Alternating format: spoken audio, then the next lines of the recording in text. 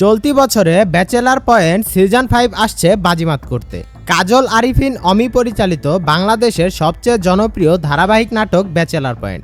এবার bachelor point season 5 নিয়ে হাজির হচ্ছেন পরিচালক কাজল আরিফিন অমি। 2018 সালে শুরু হওয়া এই নাটকটি খুবই জনপ্রিয়তা পেয়েছিল দর্শক মহলে।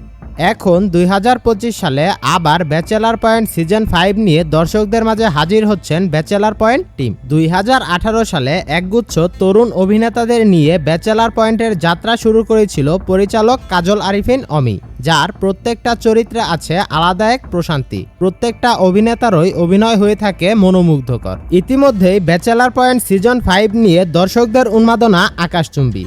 তবে অনেকেই বলেছিল সিজন 5-এ নাকি নেহাল ও আরিফিনকে আবার দেখানো হবে, বাট এটা একটা গুঞ্জন ছিল। তবে যাই হোক, ব্যাচেলার পয়েন্ট সিজন 5 নাটকের জন্য অনেক দর্শকরাই মুখিয়ে আছেন এবং পরিচালক অমি জানায় খুব শীঘ্রই আসতে চলেছে ব্যাচেলার পয়েন্ট সিজন 5। কিন্তু এইখানে একটা বিষয় খুবই খারাপ লেগেছে, সেটা হচ্ছে ব্যাচেলার পয়েন্ট সিজন 5-এ শুভকে দেখা যাবে না।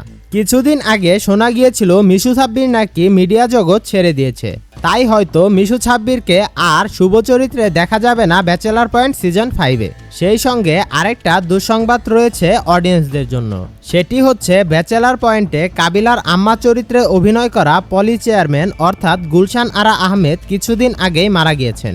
তিনি আর আমাদের মাঝে নেই।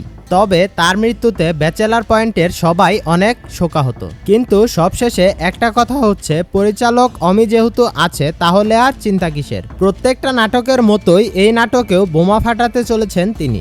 ব্যাচেলার পয়েন্ট ধারাবাহিক নাটকটি আপনার কাছে কেমন লাগে অবশ্যই কমেন্ট করে জানাবেন। আর পরবর্তী আপডেট পাওয়ার জন্য আমাদের চ্যানেলটা সাবস্ক্রাইব করে আমাদের সাথেই থাকুন। সকলেই ভালো থাকবেন, সুস্থ থাকবেন। আল্লাহ হাফেজ।